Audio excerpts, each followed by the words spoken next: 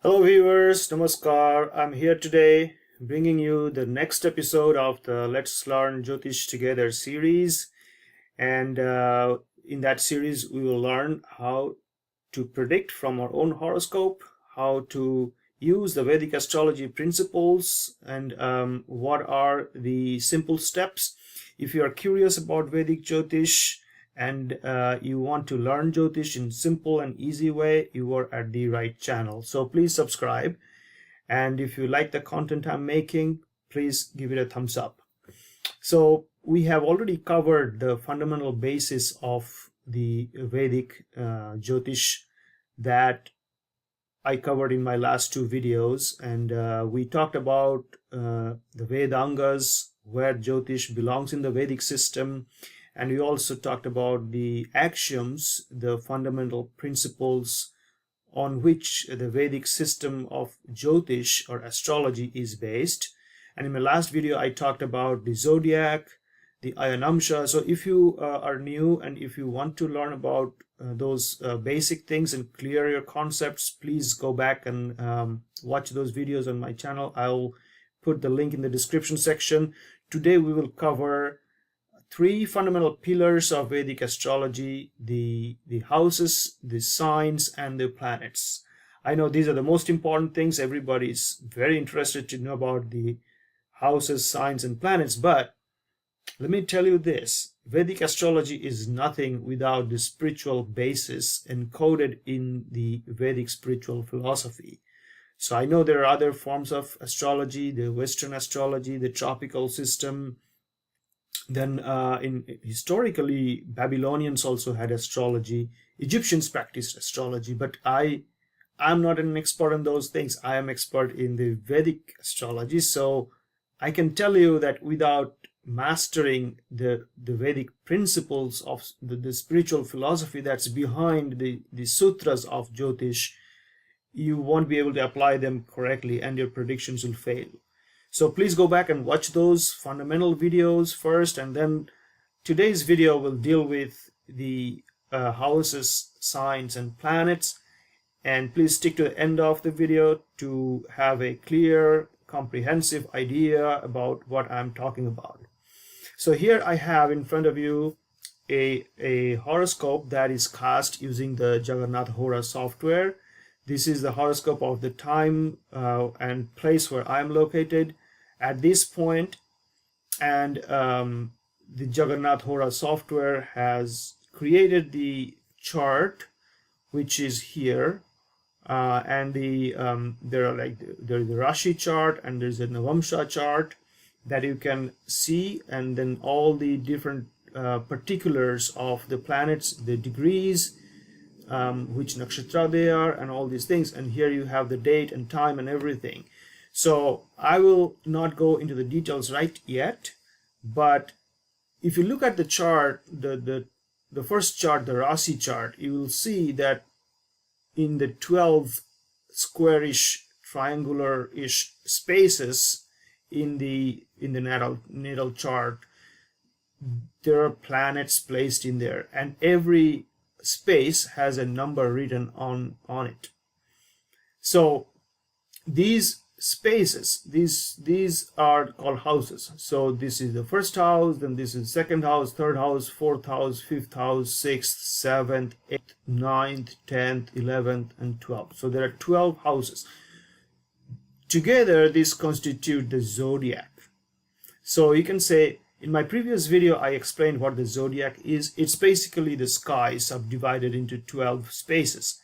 And each of these spaces are 30 degrees in a span. So if you divide the sky into 360 degrees and 30 degrees each, then you have 12 equal divisions, right? 12 times 3 is 36. So those are called houses. Now those are houses, those are fixed for every one of us. Those houses do not change. Now what are houses? Houses represent the aspects of our life. And it is so beautifully done, so creatively done, that these 12 aspects cover pretty much everything that is associated to our existence. So if we look into one house, we are looking into one aspect of our existence, of our life. And those houses are fixed for everybody. So what are those houses? Let me tell you. You can note it down, or you can just remember. This is very simple. So the top center house here, where you see it is written AS, that house is the first house. And you also have the sign 5 written here. There are other numbers, A3, A5, don't just ignore those. I'm talking about the big pink AS, which is the ascendant. That means that's the Lagna. That is what is rising in the east at this point of time from where I'm located. So this is the Lagna here. And the sign that is rising in the Lagna is number 5. Now I'll go into the signs after this. So for now, just number 5. And there is Ketu. Ke is Ketu, that is also in the Lagna. Okay, so this is first house. First house represents our self. We are the first house. We means we have certain existential realms or domains. Very important, that is seen physically or felt physically, is the physical existence, our body, our structure, the limbs, the trunk, the heart, the head, the legs, everything together is the physical body. That is the Lagna. That is also the first house. And apart from the material, that's the physical, the first house also represents our sense of self, what we think of ourselves, our own sense of self. So also in that domain comes confidence, self-confidence, or our ability to do things, our strength, our vitality. So overall health, for that matter. And also the way we are, the way we think we are. That's the first house. Okay, now second house is the house of empowerment. You have to see it in a way that this is where the baby is born, the life is created. It takes the first breath after it comes out of the mother's womb. That's the Lagna. And after birth, the most important thing is survival and food, right?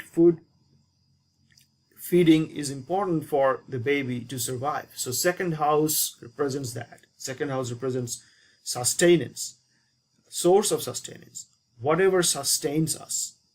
And in an adult life, that could be our money, our wealth, the cash in hand that we have, that we use for our daily sustenance to get food and medicine and all that. That is second house. And also people who support our survival. Those are the people seen from the second house. And you guessed it rightly, those are the people in our immediate family, our parents that support us during our childhood. And as we grow up in our adulthood, our own family structure is the second house. So the relationships that we have or we build within our family structure, that is second house. Now third house is our willpower, or at this stage it is the puberty that is taking place. The baby is growing up, so it is becoming aware of its sexuality, whether I'm a male or a female.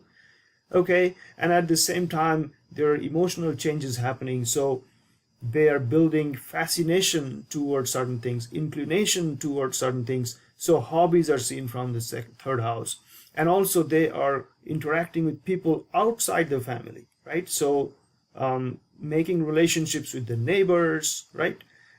So third house is also, it represents the neighbors, neighborhood, and most importantly, the siblings. Siblings are seen from the third house. Some people say it's just the siblings, but I also integrate the cousins, because in my own analysis I found that third house also includes relationship with cousins. Now comes fourth house. Fourth house is the house of our mental stability, right? So the mind needs to be stable in order to perform its functions. Mind encompasses many aspects of our existence. It is the intellect, it is the intelligence, it is the memory, it is the creativity. Everything is under the coverage of mind, and that mind has to be stable. And the mind is most stable when it is happy. So fourth house is also happiness. Fourth house is the stability of the mind. Fourth house is associated with mother, because mother provides a sense of security. When a baby is growing up, mother provides the security, the protection. So fourth house also represents mother, and as the child grows up, it gives the sense, its sense of security is derived from its house where he or she is growing up. So it is also the home environment, fourth house. And some astrologers also extend it to understand the property and assets and vehicles, conveyance, all those things come under fourth house. Then we move on to fifth house. Fifth house is your creativity and intelligence. And then as the child grows up, it is also the house of romance and partnerships. It's also the house of speculation, creativity, intelligence. Well, I forgot to mention the primary education comes from fourth house and fifth house also. So fifth house is very important in the older adults in terms of recognition, name and fame, accolades, awards, those things. Then comes sixth house. Sixth house is the house of 3Ds, as we say that. Disease, debts, and difficulties. Sixth house is not a good house, but it is a very important house. So all the difficulties and our primal weaknesses, as we call Shada Ripus, are seen from the sixth house. Seventh house is a house of partnerships. Any partnership that we develop outside of our familiar setting, any legal bondage that we create. So marriage is seen from seventh house. Also business partnerships seen from seventh house. Seventh house is the house of people. It is opposite to the first house. So if first house represents how we see ourselves, our sense of self, then seventh house represents how people see us. So seventh house is people.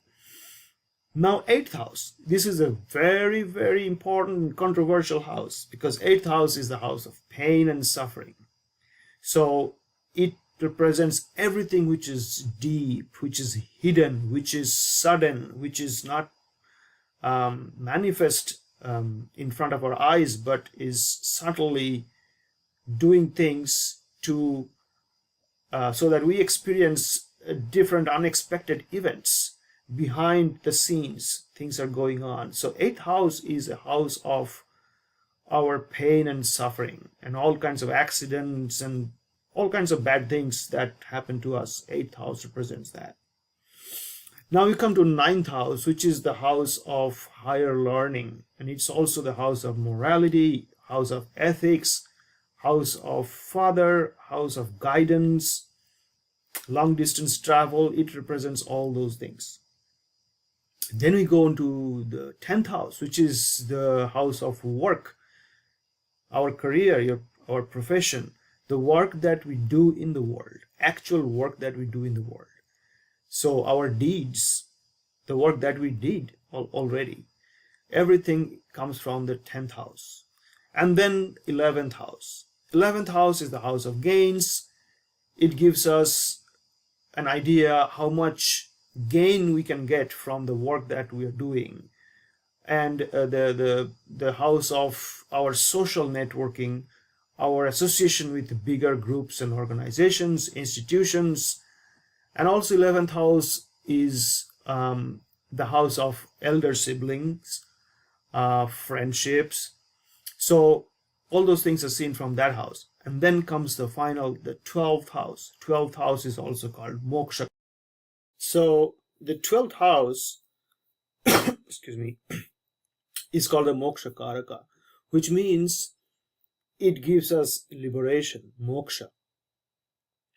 Now, all the houses represent some aspects of our life, our living in this world. And 12th house talks about our departure from this world. So it is basically, to put it bluntly, it is the house of loss, loss of this body.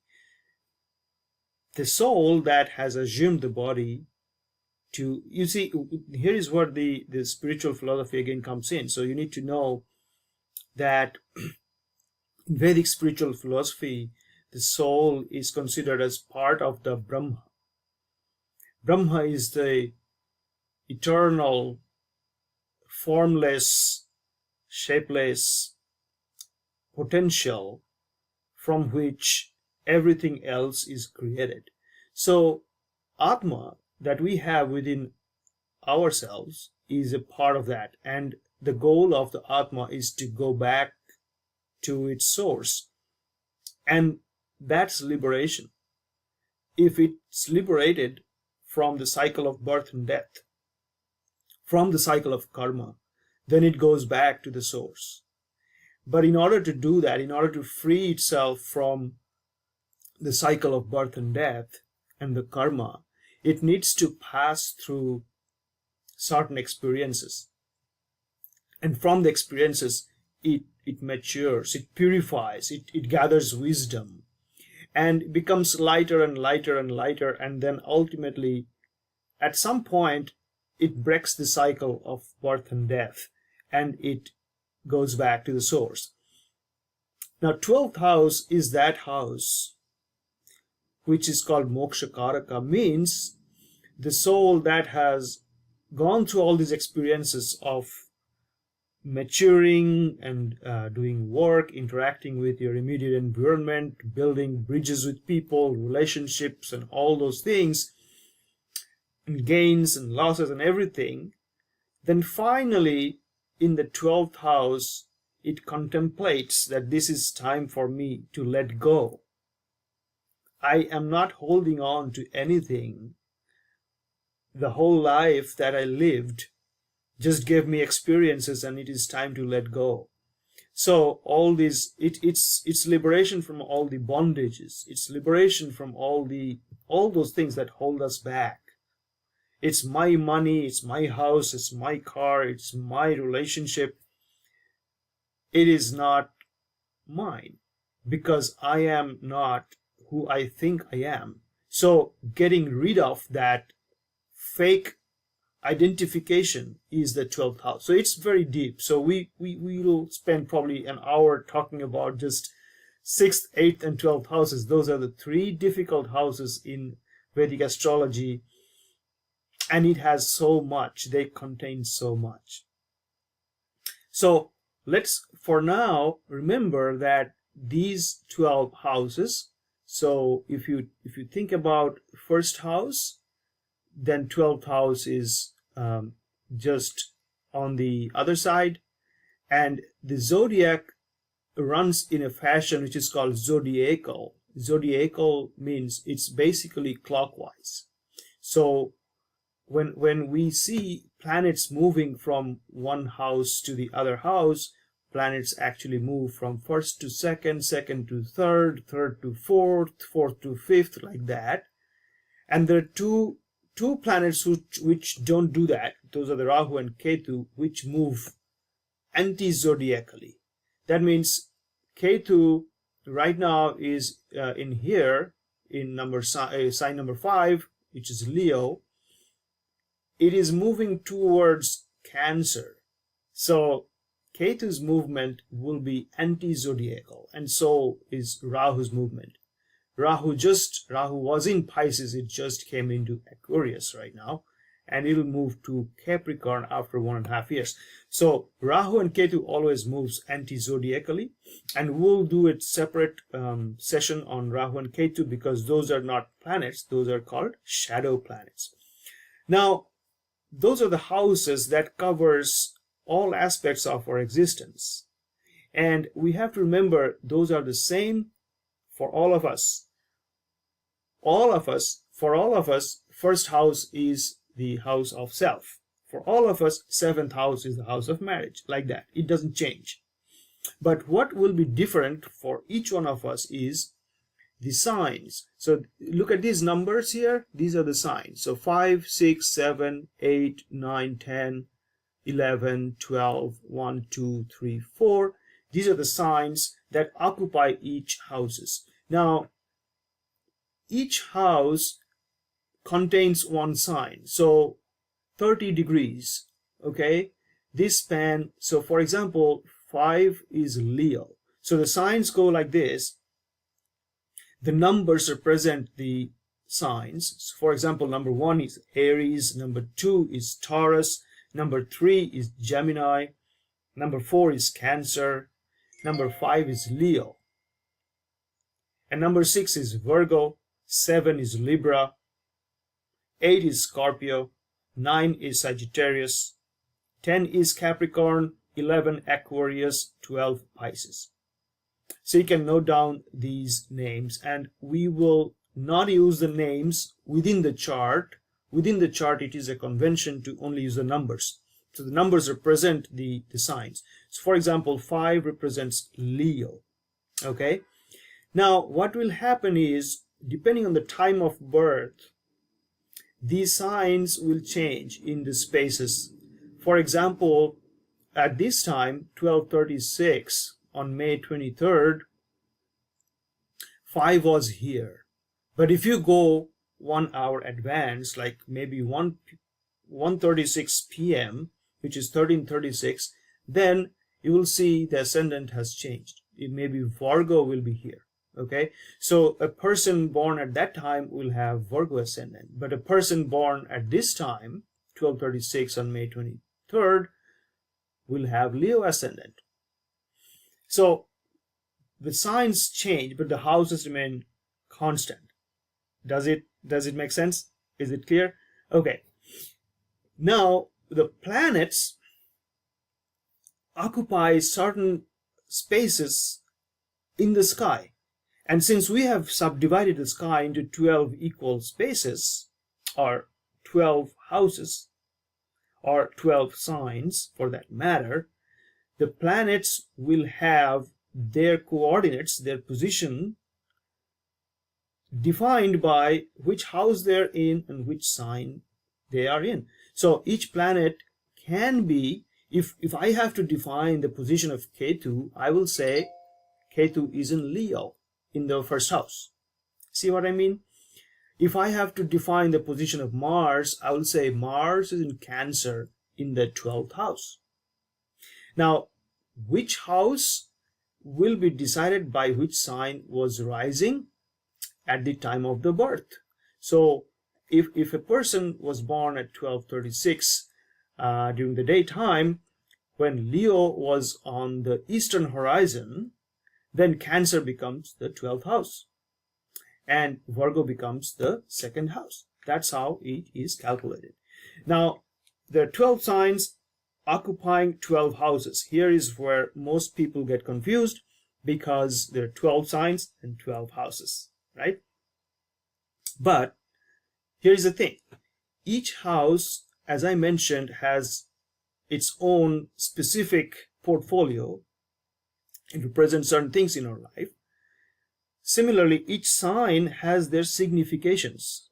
Significations means they represent certain manifestations. Remember this, houses are potential, houses are promise.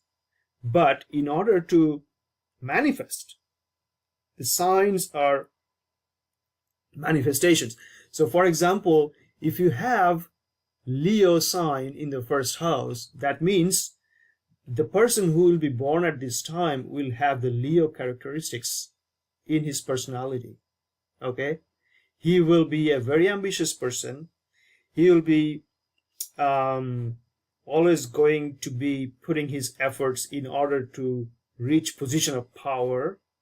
He will be very kind, very generous, so those kind of traits are brought into by the sign. So you can understand this: the signs are the kinetic energy brought into the houses, and the house is the potential energy. So in order to manifest something in reality, in real life, you need to bring in the sign significations into the house and see it from there. And then the third layer are the planets. Each planet also has their own significations. Each planet represents certain qualities.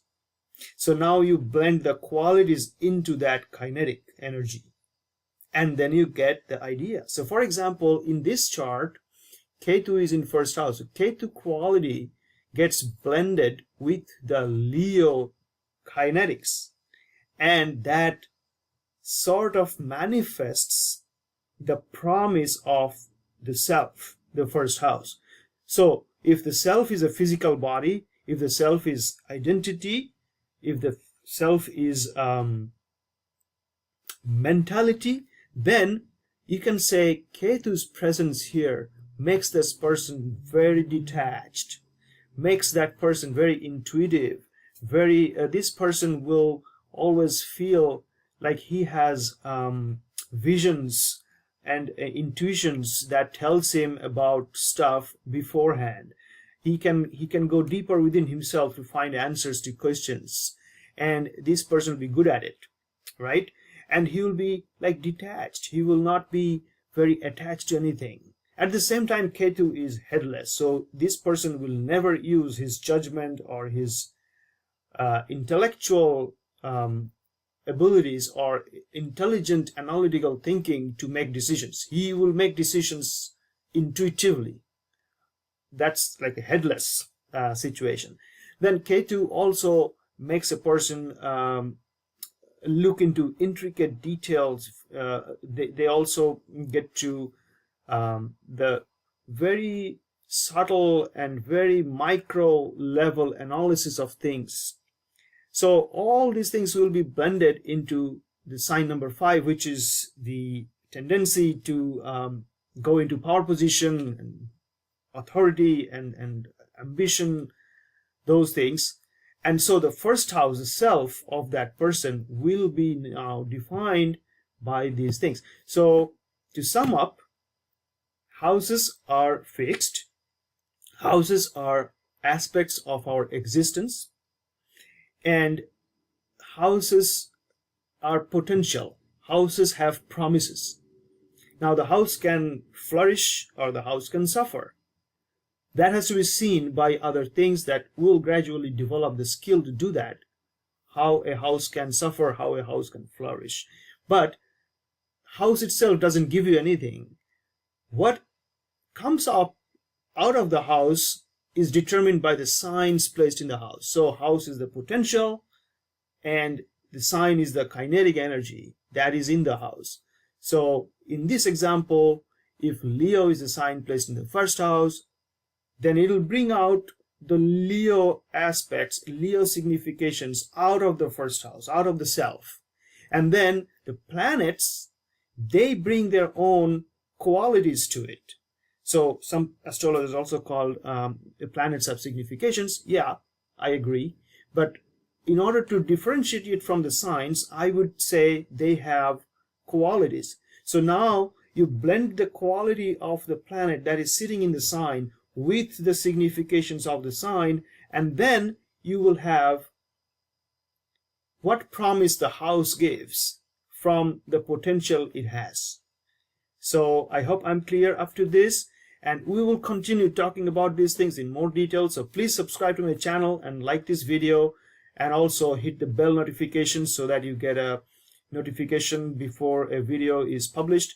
And I hope you like this video. Give me a thumbs up, and I will expect you to follow me, to subscribe to my channel. So slowly and steadily we will learn Jyotish together. I hope you like the video. Thank you, and until next time, bye bye.